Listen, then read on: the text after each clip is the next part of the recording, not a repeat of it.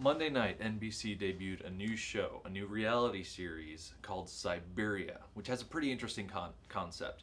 Take 16 strangers from all around the world, put them together in a little camp in Siberia, and basically see who survives the longest with no games, no eliminations, no voting off, none of that nonsense. In this real-life social experiment, there are no games, no votes, and above all else, no rules. They may do whatever they have to win a $500,000 prize. There's been a couple of people debating online whether or not it's a scripted show. And to lay that to rest, if you actually watch to the end of the show, yeah, it's scripted. It's not even set in Siberia. It's filmed in Manitoba, which, for us Americans down here below the Canadian border, Siberia, Canada, might as well be the same. I don't really... You could have fooled me. I've never been to Siberia personally. Before we get too much into the show, let's take a look at the characters. I've got my character list right here, because really they are the bedrock of the show. Now, first of all, we have Carolina, the bartender from Bogota, Colombia. Johnny, the competitive bull rider from Jedburgh, South Carolina.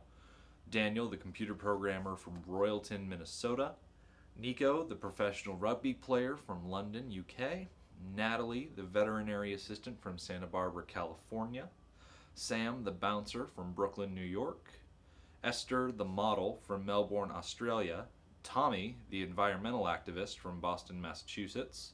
George, the accountant from Louisville, Kentucky. Annie, the graphic artist from New Orleans, Louisiana.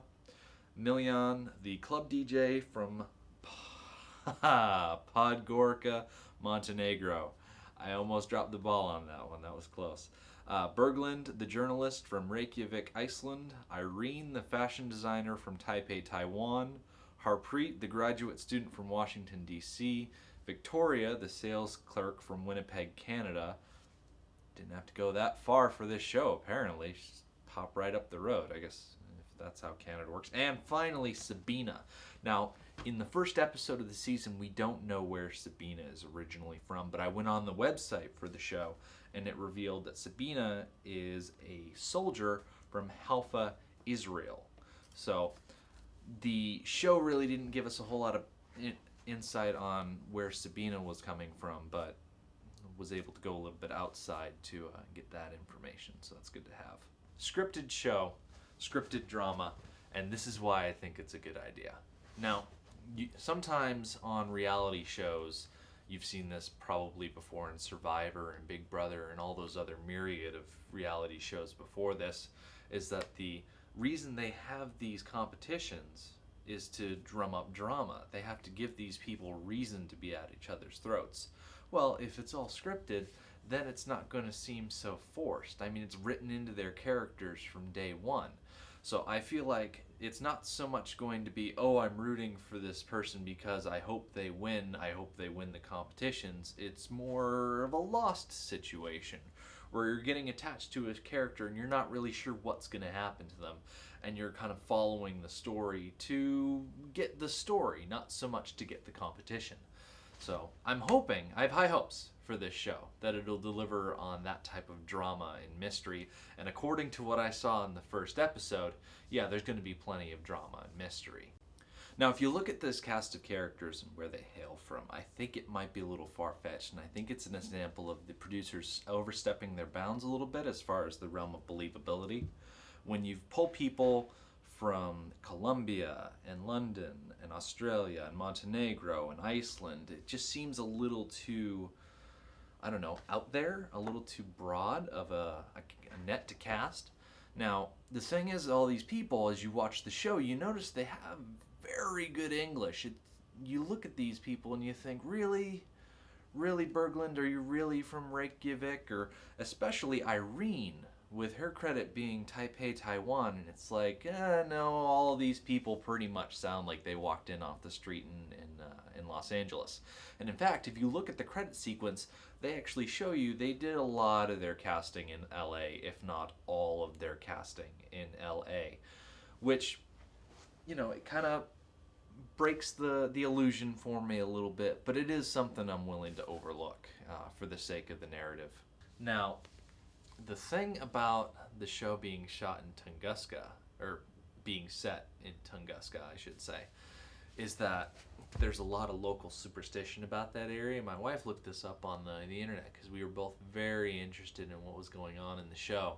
But there is a local superstition about that area. As they say, they call it the Valley of Death. Natives named this region the Valley of Death. Well, there is this local superstition about creatures called the Valley Men. Now, a couple of things I've read online describe the Valley Men as essentially human-alien hybrids.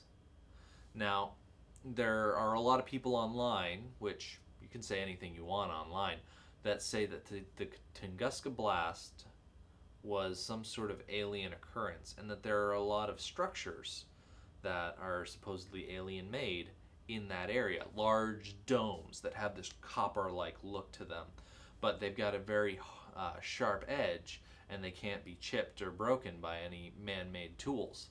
And there are a lot of people that guess that one of those structures caused the blast, or one of those structures had something to do with the blast, and that the locals don't want to go into that area because they have this superstition about these malevolent beings roaming the area.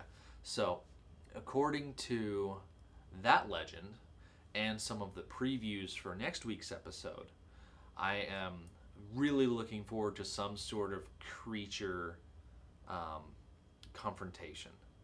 Something to come out of the woods and start picking people off one by one. So, thoughts on the first episode. I really enjoyed it. I liked that they have so many personalities packed into a small area. I liked that they started it off as just a normal, unassuming game show.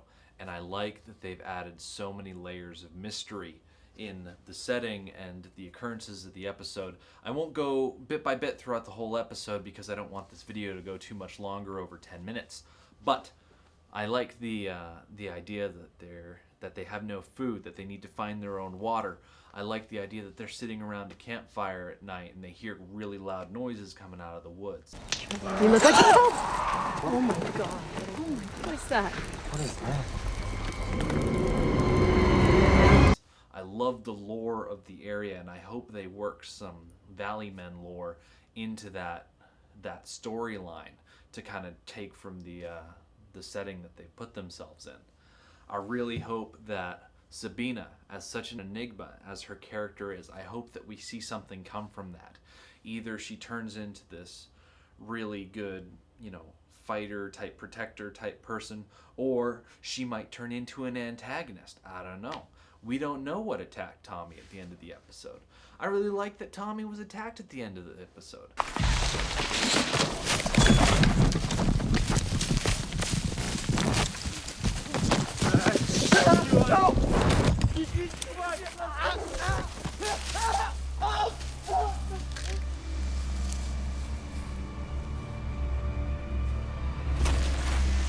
It really added a sense of confusion. You don't know what happened. They didn't really show anything. They got a little bit of footage at the end, but it didn't really tell you how much. There's just so many questions that they've raised that I think they've really done a good job of launching the series, keeping people asking questions. And I think a good pilot should make people ask questions and keep people wanting to know more. I want to see these things that I'm guessing come to fruition. I'd like to see something happen. I want to see a lot of interpersonal fighting. I want to see the different cliques go up against each other. I want to see the different personalities clashing. I want to see how they get more people to leave the show, because I feel like they can't kill someone every week. That's just going to get old. I want to see how the previews for next episode that they showed at the end of this episode fan out. I want to know about the call button being broken, about the tents being shredded. I want to know about the lights in the sky. I want to know about all this. So they've essentially got me hooked, and I am definitely looking forward to watching more of this series throughout the episode. So now that that's been said, if you have any theories of your own, if you have any talking points about the episode, please include them below in the comments section. And if you'd like to see more of these videos, I'm going to try and keep them up every week, so make sure you hit the subscribe button. So until next week, I'm Rick D, and thank you for watching.